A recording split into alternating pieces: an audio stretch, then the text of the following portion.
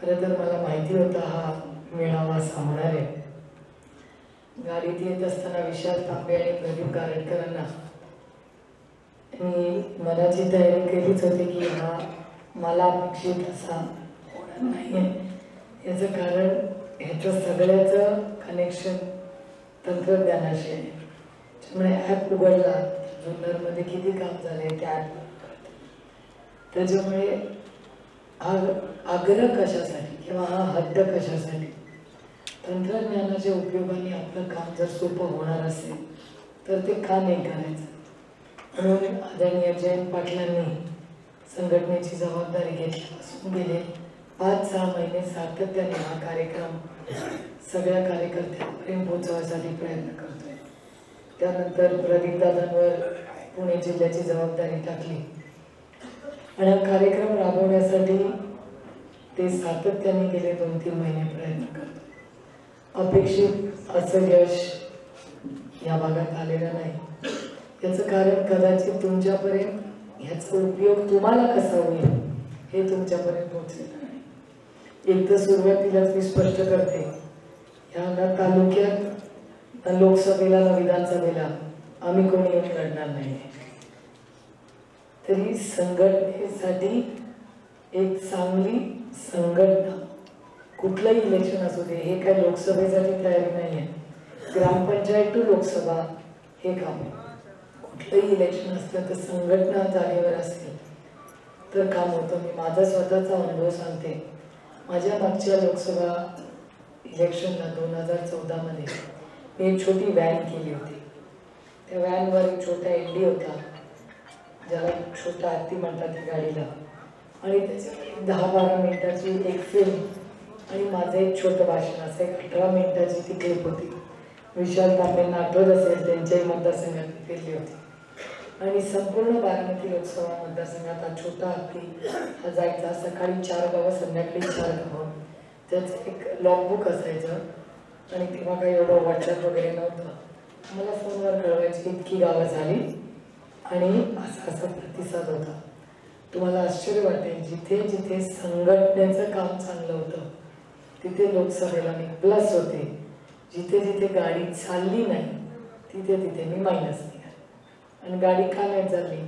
आज ड्रायव्हर आला नाही, आज ब्रेकच चालला नाही. आता नवीन कोऱ्या गाडीचा ब्रेक चालला नाही कुणाला पटेल? पण तेव्हा मी विश्वास टाकला म्हणाला असं काहीतरी कमी. आणि आपण इतक्या व्यापात असतो तेव्हा छोट्या छोट्या गोष्टी चेक करायला तेव्हा विसरतो. कारण का आता शेवटच्या 1-1.5 महिन्यात ही सगळी प्रक्रिया केली होती. आणि तेव्हा माझ्या लक्षात आलं की वारं कुठलं आहे असं असलं तरी संघटना जर जागेवर असेल तर कुठलाही मायकाला येऊन तुमची मदत घेऊन जाऊ शकतो. जर संघटना जागेवर नसेल तर मग कोणी यायची गरज नाही. ते हेलिकॉप्टरचं दुर्दैवाने होतं जातात. आणि दुर्दैव आहे की या संपूर्ण भागात ज्याला राष्ट्रवादी काँग्रेस पक्षाचा बालेकिल्ला म्हणतो, त्या बालेकिल्ल्यात फक्त आपापसातल्या अंतरामुळे खरं तर आपली पडझड होते. मी नेहमीच त्यांना सांगते, राष्ट्रवादी काँग्रेस पक्षाला दुसरा पक्ष हरवत नाही, राष्ट्रवादी काँग्रेस पक्षाला राष्ट्रवादी काँग्रेस पक्षच हरवतो. हे आपलं दुर्दैव आहे. पण आता बदलणार कसं? आता मला अध्यक्षांनी सांगितलं का ना, त्यांनी मला 2-4 नावं सांगितली की तुम्ही यांना तिकीट दिलं ना तर ते निवडून येतील. मी म्हटलं तिकीट कोणाला द्यायचं हा निर्णय आपला नाही, माझा पण नाही. तिकीट कोणाला द्यायचं हे साहेब, दादा आणि प्रदीप गारटकर आणि जयंत पाटील बघून देतील. दगड उभा केला तरी निवडून आणण्याची जबाबदारी आपल्या सगळ्यांची आहे. त्याच्यामुळे कोण उभा राहतं ह्याच्यात फार डोकं लढवू नका. ते सगळे कार्यक्षम बघायला आपण संघटनेची बाण आहे. आणि माझा आग्रह एक आहे की असंच का की मी कॅन्डिडेट नसलो तरच मी पडणार, नाही तर मी संघटनेसाठी पडणार नाही.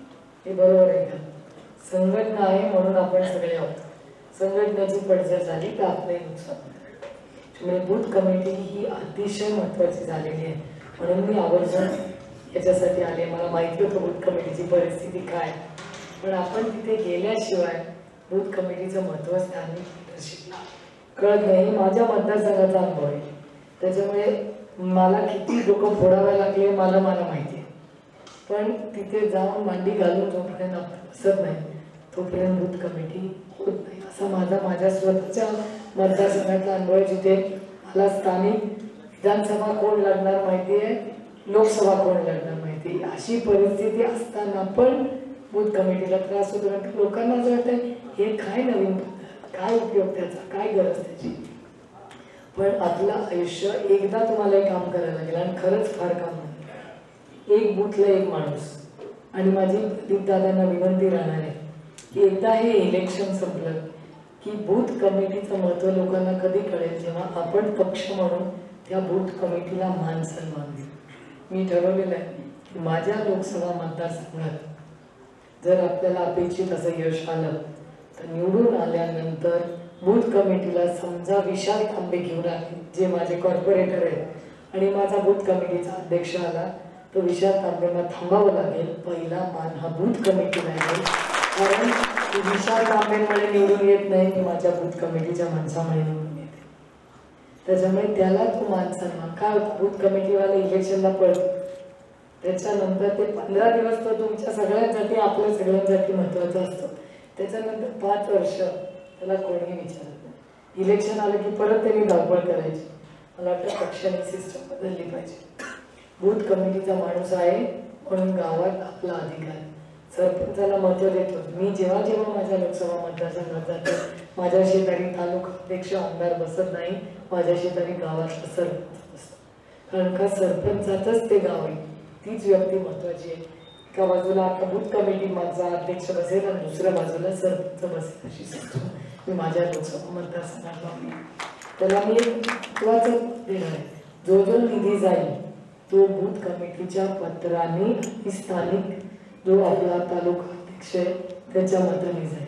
काय होतं, आमच्यासारखे लोक निवडून जातात, जर आम्ही संघटनेचा प्रोटोकॉल पाळला नाही तर समोरचा माणूस पाठवला. माझ्या मतदारसंघात पद्धत अशी, मी तालुका अध्यक्षाला वेळ देते आणि तालुका अध्यक्ष माझा त्या तालुक्याच्या दौऱ्यामधला माझा बॉस असतो.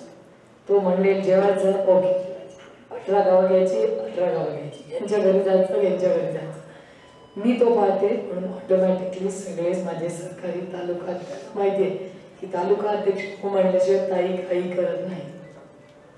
जर मी संघटनेला महत्त्व दिलं तरच संघटनेला महत्त्व येतं. आणि संघटना आहे म्हणून आपण सगळे आहोत, याची जाणीव आपण सातत्याने ठेवली पाहिजे.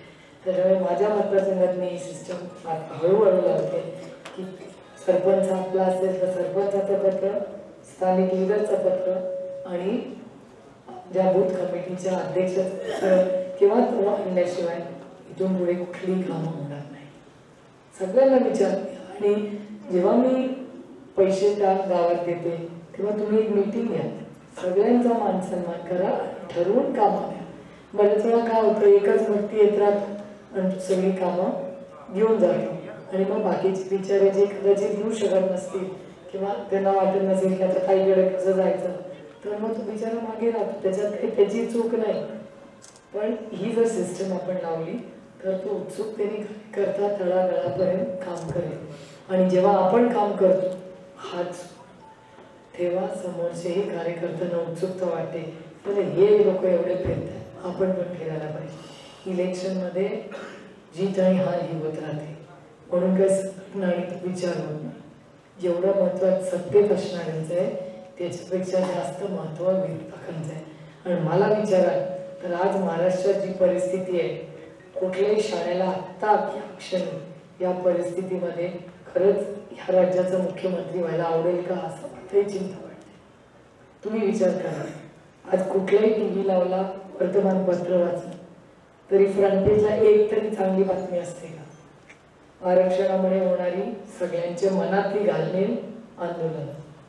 कालच तुम्ही पाहिलं का नाही मला माहिती नाही, पण एक पूर्ण ट्रॅक्टर कांद्याचा एका माणसाने नाशिकला टाकला आणि त्याच्यावर गाडी फिरवली. अन्नाला देव मानणारे आपण लोक. आपल्या पोरांनी महिलांना विषय पुरुषांपेक्षा जास्त समजेल. आपल्या पोरांनी एवढं जरी अन्न वाया घालवलं ना, 1 तास लागला तरी तिथे बसतो, गिळल्याशिवाय उठायचं. आणि अगदीच उष्ट टाकलं तर त्याची आई किंवा आजी संपत्ती आपण कचऱ्यात कधी टाकत नाही. तर मी अन्नाला देव मानणारे लोक, तुम्ही विचार करा काय त्यांनी कठोर भूमिका घेतली असेल की त्याच्या कांद्याच्या पिकावरनं त्यांनी तो ट्रॅक्टर फिरवला असेल, म्हणजे किती दुःख संताप मनस्ताप त्याचा झाला असेल. अशीच परिस्थिती ते काय वेगळी नाहीये. आम्ही भाव आरक्षणाचे मुद्दे, कुठलाही कार्यक्रम घेतला तुम्ही विचार करा. मी काल विचार करत होते, एक मुख्यमंत्र्यांचा चषक सुरू झाला काल, त्याची एक बघितली तुम्ही, एक मुलगी त्याच्यात गेली. या मुख्यमंत्र्यांनी कुठलाही कार्यक्रम घेतला तरी एक व्यक्तीचा बळी जातोच त्याच्यात. खरंच आशण्याची गोष्ट नाही, फार सिरियस गोष्ट आहे. Make in India magnetic Maharashtra केला, आग लागली. छत्रपतींच्या पुतळ्याचं हे करायला गेले, हा भूमिपूजन करायला गेले, त्याच्यात एका युवाचा मृत्यू झाला. काल ते चषक सुरू केला मुख्यमंत्र्यांनी, त्याच्यात ती मुलगी 13 वर्षाची चक्कर येऊन पडली. मलाही आश्चर्य वाटतं की त्याला कुठलाही कार्यक्रम सुरू करायला गेले तरी एक माणसाचा तिथे जीव जातोच जातो. काय योगायोगी मला कळत, म्हणजे गालबोट लागलंच पाहिजे. ते काय याच्यात नियतीच्या मनात आहे हे मला कळत. पण काही ना काहीतरी वाईट घटना होतेच होते. म्हणजे त्याच्यानंतर आता मॅग्नेटिक इंडिया एवढा मोठा कार्यक्रम माननीय मुख्यमंत्र्यांनी केला, किती नोकऱ्या वाढल्या, किती तुमच्या किती नोकऱ्या वाढल्या. माझ्याकडे 100 लोक जर मला भेटायला येत असतील तर मला 90 लोक नोकरीसाठी माहिती. तुमच्याकडे तीच परिस्थिती. आपल्याकडे काय शिक्षण हा काय प्रॉब्लेम नाही राहिला, शिक्षण आपल्याकडे खूप आहे. माझा लोकसभा मतदारसंघाचा प्रश्न आणि शिरूरची का फार वेगळे नाही. मला विचाराल तर मी परवाच कुणाला तरी सांगत होते की यावर्षी हमी भाव वगैरे प्रश्न येतील, पण जर पक्षाने मला 2024 मध्ये जर मला संधी दिली तर माझ्यासमोर एकच आव्हान पुढचे 5 वर्ष सातत्याने राहणार आहे, ते म्हणजे सुशिक्षित बेरोजगारी. आमची बेरोजगारी नसेल, सुशिक्षित बेरोजगारी असेल. इथे बँकेत कोण आहे तुमच्यापैकी मला माहिती नाही, PDCC आहे का कोणी? कोण आहे तुमच्यापैकी? नाही, त्यांच्याकडे लग्न आहे. बरोबर पत्रकारांनी कसा प्रश्न विचारला बघा. जर माझं सकाळी बोलणं झालं त्यांच्याकडे लग्न आहे, तर त्या बँकेचा प्रश्न असा आहे की बँकेकडे मला वाटतं प्रदीप दादांना पण माहिती असते 522 जागा निघाल्या मला वाटतं PDCC बँकेत. त्याला एक नाही 500 समजा 1000 1500 2000. मला आश्चर्य वाटेल, PDCC बँकेला 24,000 सुशिक्षित लोकांनी ऍप्लिकेशन केले. 500 जागांसाठी 24,000. मी स्वतः बघितलंय, मला विश्वासच नाही. रमेश आप्पा थोरात माझे आधी MLA होते. आप्पा मला सांगायला लागले, नाही हो आप्पा काही सांगताय तुम्ही, असं 24,000 थोडी असेल. म्हणजे PDCC घ्या. मी आणि प्रदीप दादा PDCC गेलो. Chartered accountant, MBA, PhD, masters in chemistry, हे साधी प्यूनचं क्लास 3 आणि 4 ची कामं करायला. ते तुम्ही विचार करा की आज केवढं मोठं आव्हान आपल्या सगळ्यांच्या समोर आहे. जे पुढच्या पिढीच्या मुलांनी करायचं तरी काय. आणि आठवत असेल की ह्याच सरकारने आपल्याला सांगितलं होतं की 2 कोटी नोकऱ्या दरवर्षी, 2 कोटीचं सोडा 2 लाख तरी आल्या. माननीय मुख्यमंत्री म्हणतात की मॅग्नेटिक महाराष्ट्रामध्ये एवढी इन्व्हेस्टमेंट झाली असेल, आनंद आहे. कुठे कंपनीचा नारळ फोडला, कंपनी बंद झाल्याची लिस्ट मला माहिती, GST मुळे आणि नोटबंदीमुळे. पण नवीन कंपनी आलेली मला तरी माहिती नाही. तुमच्या भागात आली असेल तर मला सांग, किंवा नोकऱ्या झाल्या असतील तर सांग. मी महाराष्ट्र मला विचाराल आणि राज्य हे अडचणीतून चाललेलं आहे. दुर्दैव एकाच गोष्टीचं वाटतं की महाराष्ट्रात बेरोजगारी, दुष्काळ एवढे मोठे गंभीर प्रश्न असताना अनेक महाराष्ट्रातले सत्तेत असलेले नेते दुसऱ्या राज्यात जाऊन मार्गदर्शन करतात की त्यांनी काय केलं पाहिजे. जरूर दुसऱ्याला मार्गदर्शन करा. तुम्ही मला मार्गदर्शन करू शकता की सुप्रिया सुळे तुमच्या मतदारसंघात हे नाहीये, हे करून घ्या. आधी स्वतःचं सगळं ठीक असलं तर मी पण तुम्हाला मार्गदर्शन करू शकत आहे. माझ्याही मतदारसंघात मुद्दे आहेत, मी तुम्हाला मदत करू शकते, एकामेकाला आधार देऊ शकतो. पण दुसऱ्या राज्यातल्या मुख्यमंत्रीला जाऊन मार्गदर्शन करायच्या आधी माझ्या ज्या मराठी मातीबद्दल तुम्ही बोलता ती मराठीची अस्मिता सोडून, दुष्काळ सोडून, ज्या परप्रांतीयांच्या विरोधात तुमचं राजकारण गेलं 50 वर्ष पूर्वी केलं, त्यांना जाऊन मार्गदर्शन करताय. आणि ज्या लोकांनी तुम्हाला मतदान करून आज सत्तेत बसवलं, त्यांच्या दुष्काळासाठी एक दौरा करायला वेळ नाही. एक दुष्काळाची सरसकट कर्जमाफी झाली का तुमची? त्यामुळे या सगळ्या परिस्थितीत दुष्काळ हा अतिशय महत्वाचा आहे. त्यामुळे मी याही व्यासपीठावरनं दोन्ही पक्ष, कसं असतं की एक पक्ष त्याच्या सोयीप्रमाणे म्हणतो की आम्ही सत्तेत, नवरा बायको असतात, त्या घरात चांगलं झालं तरी त्यांची जबाबदारी आणि वाईट झालं तरी असं आपण नाही म्हणू शकत. अहो माझा नवरा वाईट आहे ना म्हणून असं होतं. तेवढा नवरा जर वाईट असेल तर काडी मोर घे, तुझं सगळं मी करते. त्यामुळे हे सगळं जे आहे की होता नाही मला विचार उगाच काहीतरी स्टँड घ्यायचा की सरकारच्या विरोधात बोलायचं. ह्याच्याबद्दल माझं स्वतःचं मत आहे की महाराष्ट्रावर कोणालाही महाराष्ट्राबद्दल काही आस्था किंवा प्रेम आज आहे त्या राजकारण्यांना राहिलेली नाही. असंवेदनशील सरकार आहे आणि दोन्ही पक्ष असंवेदनशील आहेत. का एवढी दुष्काळाची परिस्थिती असताना, हमी भावाचे प्रश्न असताना, कांद्याचा एवढा मोठा प्रश्न असताना महाराष्ट्राचे माननीय मुख्यमंत्री आणि शिवसेनेचे अध्यक्ष हे या दोन्ही गोष्टींवर एक शब्दही बोलत नाही. फक्त मंदिराबद्दल बोलतात. मंदिराचं मी स्वागत करते आणि मंदिरात बांधून हे सगळे जर तिकडे गेले मंदिर बांधायला तर आपल्या कांद्याला चांगला भाव मिळत असेल तर त्यांनी तिथेच राहावं आणि मंदिर बांधावं. आपण या गोष्टीचा आपणही विचार केला पाहिजे. आज खरंच महाराष्ट्र अडचणीतून झालेला. मला बऱ्याच वेळा प्रश्न पडतो की महाराष्ट्राच्या माननीय मुख्यमंत्र्यांना झोप कशी येत असेल. केवढी अस्वस्थता सर्वसामान्य माणसाच्या मनात आहे आणि ती रस्त्यावर दिसते. तुम्ही बघा 10 वर्षापूर्वी तुम्ही रस्त्यावर गेला ना, लोक एवढे चिडचिड करायचे नाही. आज जरा कट मारला तरी भांडणच असतात. कोणी एकामेकाशी चांगल्या स्वरात बोलतच नाही. जो बोलतो तो दमच देतो, आहे की नाही. पहिल्यांदा महाराष्ट्राच्या इतिहासात मी बघितलंय पोलीसच्या अंगावर पण लोक जाऊन जातात. याचा अर्थ काहीतरी चुकतंय ना. एवढी अस्वस्थता समाजात काय? म्हणजे ज्या आपण जो युनिफॉर्म घालतो त्याला मान सन्मान देतो त्याच्याच अंगावर लोक जातात आणि भांडणं होतात. म्हणजे समाजात काहीतरी चुकतं नाही. याचा विचार आपण कधी करणार? राजकारणाच्या पुढे जाऊन आपला फक्त सत्ता येणे, पण त्या सत्तेचा वापर जर सर्वसामान्य जनतेसाठी होत असेल तर त्या सत्तेचा काहीही उपयोग नाही, त्या पदाचा काही उपयोग नाही. मी विचार करत होते की या लोकसभा मतदारसंघाची काही उल्लेख प्रदीप दादांनी केले. तुमच्या इथे वयोश्री नावाची स्कीम आली. सगळं माझ्या लोकसभा मतदारसंघात सगळे ज्येष्ठ नागरिक आहेत जे गरीब आहेत त्याला प्रत्येकाला एक वस्तू द्यायचं काम आम्ही केलंय वयोश्रीच्या नावाने. अपंगांसाठी स्कीम आहे आणि मला अभिमान वाटतो तुम्हाला सांगताना की या देशामध्ये सगळ्यात जास्त वयोश्रीचे इम्प्लिमेंटेशन प्रधानमंत्र्यांच्या नंतर कुठल्या मतदारसंघात झालं असेल ते बारामती लोकसभा मतदारसंघात झालं. आणि ते श्रेय मला जात नाही. मी फक्त स्कीम आणली, त्याची अंमलबजावणी पक्षातल्या सगळ्या कार्यकर्त्यांनी आणि जिल्हा परिषदने केली म्हणून ते यशस्वी होऊ शकले. आणखीन एक कार्यक्रम जो प्रधानमंत्र्यांच्या पुढचा आहे, प्रधानमंत्र्यांच्या जिल्ह्यात पण नाही आहे पण पुणे जिल्ह्यात केलेला आहे. आता विवेक गेले त्यांच्या इथे कोणीतरी वारलं म्हणून, पण पुणे जिल्हा परिषद जी माननीय अजितदादांच्या दिलीपरावांच्या नेतृत्वाखाली चालते त्याच्यात नाना देवखतेंचे मी जाहीर आभार करते आणि सगळ्या मेंबरचं की हा पहिला जिल्हा या देशातला असणार आहे जिथे जवळपास 100% आपण पोहोचलो नाही, आता 90 का 95 पोहोचलोय.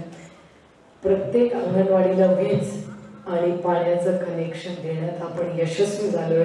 प्रधानमंत्र्यांकडेही तशी परिस्थिती नाही आहे पण पुणे जिल्ह्यात आहे. माझा प्रयत्न की आपल्या जिल्ह्यातल्या एकही मुलांनी ही अंधारात शिकता कामा नये आणि त्या अंगणवाडी सेविका ज्या आपल्या सगळ्या पोरांचं बघतात तिला पाणी आणि वीज असलंच पाहिजे. मोठा कार्यक्रम आपण घेतला, असंख्य कार्यक्रम आहे. एवढंच तुम्हाला सांगू इच्छिते की विधानसभेला लोकसभेला जर यावेळेस तुम्ही सगळ्यांनी बूथ कमिट्या केल्या, व्यवस्थित काम केलं तर दोन्ही आपले पुढून येऊ शकतात. आपले मतभेद थोडा वेळ बाजूला ठेवून आपल्या भागाचा विकास याच्यासाठी तुम्ही खासदार निवडून द्या, खासदाराचं कॅन्डिडेट कोण एक 8 दिवसातच सगळ्यांना कळेल. तोपर्यंत सगळ्यांनी काय आपले जे काही दौरे करायचे अनाउन्स झाल्यावर मी दौरा करणार नाही. जो कॅन्डिडेट असतो त्याने दौरे करायचेच असतात. आणि एवढं चांगलं काम येईल की मग दुसरा कॅन्डिडेट कदाचित पक्षाला तुम्हालाच तिकीट द्यावं लागेल, कारण का तुम्ही एवढे फिरता आणि एवढं चांगलं काम करता. सगळे ते दोन्हीकडून झालं पाहिजे. पुढच्या 8-1 दिवसात आपला कॅन्डिडेट डिक्लेअर होईलच. पण त्याचबरोबर माझी अपेक्षा आहे की प्रत्येक कार्यकर्त्यांनी खासदार आणि आमदार कशासाठी तर आपल्या विकासासाठी. मी एवढं मागच्या वेळेसही बोलले होते की जेवढं मी निवडून आले तर बारामतीसाठी करीन, त्याच्यापेक्षा 1 गडवा जास्त शिरूर लोकसभेच्या सगळ्या मतदारसंघासाठी करीन. ते मी टाळ्या देण्यासाठी भाषण केलेलं नाहीये, हे कृतीतून तुम्हाला करून दाखवायचं आहे. त्यामुळे आणि मला आनंद वाटतो की आज तुमचा खासदार किती वेळा म्हणजे माझ्या मतदारसंघात चर्चा होते की आपला खासदार कुठे, आत्ता कुठे, किती अटेंडन्स आहे पार्लमेंटमध्ये, किती वेळा भाषण केलं. माझ्या मतदारसंघात आणि माझं फेसबुकवर 24 तास चाललेलं असतं. माझ्या लोकसभेला माहिती आहे की आपला खासदार गाव फिरायला गेला, आपल्या मतदारसंघात नाही. मी शिरूरला आहे की माझ्या फेसबुक, ट्विटर, इंस्टाग्राम सगळीकडे की माझा आजचा प्रोग्राम त्यांना आधी कळतो. माझ्या मतदारसंघात कुणालाही काही काम असेल तर त्यांचा खासदाराला कुठे शोधत फिरणार.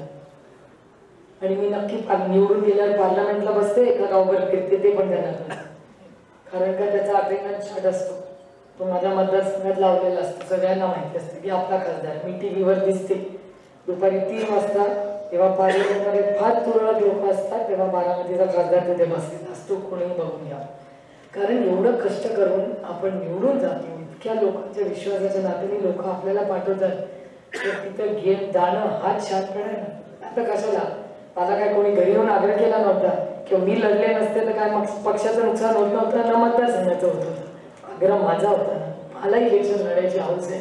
मग जर करत असाल, एवढी मोठी संधी मिळाली असेल तर बसा तरी तिकडे 24 तास. आता लोकांनी कशाला पाठवले.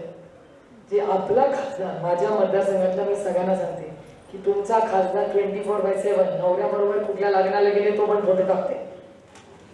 असं नको की मी माझा प्रत्येकाचा प्रायव्हेट टाइम असतो. मी परवा अंबाबाईला दर्शन घ्यायला सदानंद सोरेंबरोबर गेलो, तो पण फोटो टाकला. कारण तुम्हाला पण कळलं पाहिजे ना खासदार कुठे आहे. असं म्हणणं आहे ज्या कामाबद्दल टेक्नॉलॉजीचा चांगला वापर आपल्या अकाउंटेबिलिटी. मला कोण विचारत नाही की तू पार्लमेंटमध्ये गेलीस का नाही का नाही, पण मला आवडतंय. नवरा, मतदारसंघ, पोरं सगळं सोडून जाते, दिल्लीला 100 दिवस राहते. मग कळूच ते आपल्या लोकांना की आपला खासदार. आणि हाच बदल आज अनेक कार्यक्रमातून येतो. तुम्ही माझी ओळख करून दिली संसद रत्न म्हणून. हा संसद रत्न कशामुळे मला मिळाला, पार्लमेंटमध्ये बसते म्हणून, तिथे डिबेट प्रश्न विचारते म्हणून. त्यामुळे या सगळ्या गोष्टी अकाउंटेबिलिटी आणि या आमदारकीला आणि सगळ्याला चालल्या पाहिजे. का नाही, तुम्हाला कळलं पाहिजे ना तुमचा आमदार. आता उद्या तुम्ही जर अतुलला निवडून दिला तर अतुल असेंब्लीला गेला का नाही, काही बसलाय लग्न करत, नो. मी माझ्या लोकसभा मतदारसंघ पार्लमेंट चालू असते तर कुठल्याही कार्यक्रमाला जात नाही. तुम्ही मला निवडून कशासाठी दिले, पार्लमेंटमध्ये आवाज उठवायला ना, मग सुप्रिया सुळे गप तिथे बसा. या सगळ्या गोष्टीचा विचार तुम्ही केला पाहिजे आणि तुम्ही सगळे पदाधिकारी, सहकारी पक्षाचे तुम्ही या गोष्टी बोलल्या पाहिजे. आणि आम्ही प्रत्येक मतदारसंघासाठी एक ट्रेनिंग घेणार आहोत की राष्ट्रवादी का ते वाईट आहेत म्हणून आम्हाला मतं देऊ नका, अजिबात नाही. आम्ही त्यांच्यापेक्षा चांगले आहोतच म्हणून आम्हाला मतदान करा हे आपण.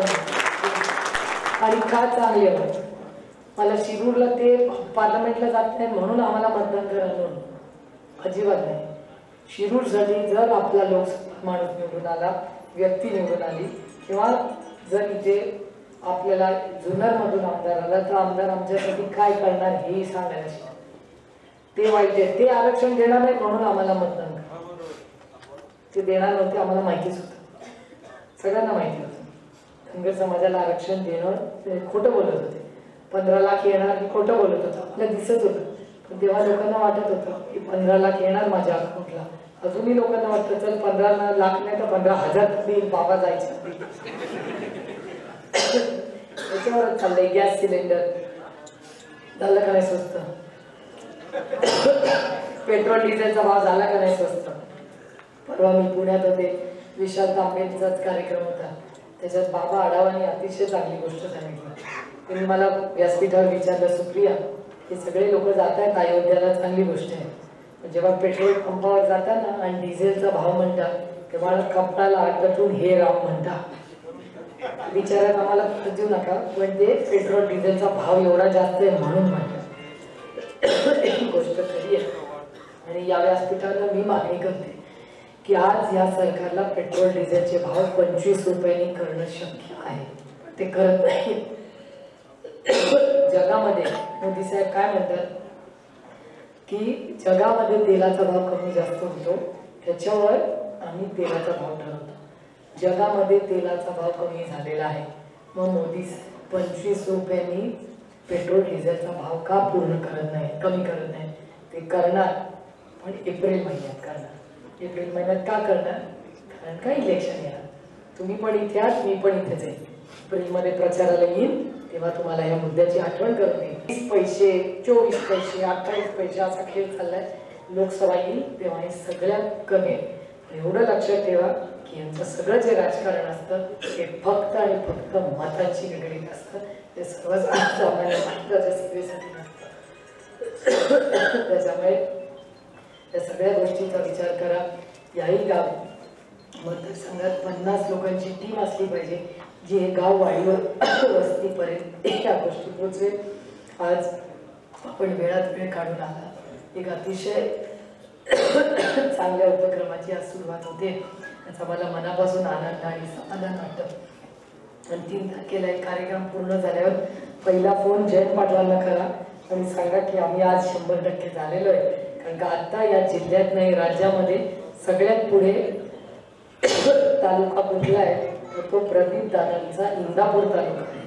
सगळ्यात जास्त चांगलं काम केलेलं आहे. तर त्याच्या पुढे एक पाऊल तुम्ही अजूनही टाकू शकता. तर या सगळ्या कामाला तुम्ही लवकरात लवकर दिशा द्याल, मार्गी लावाल एवढीच अपेक्षा करून आपली रजा घेते. जय हिंद, जय महाराष्ट्र, जय राष्ट्र.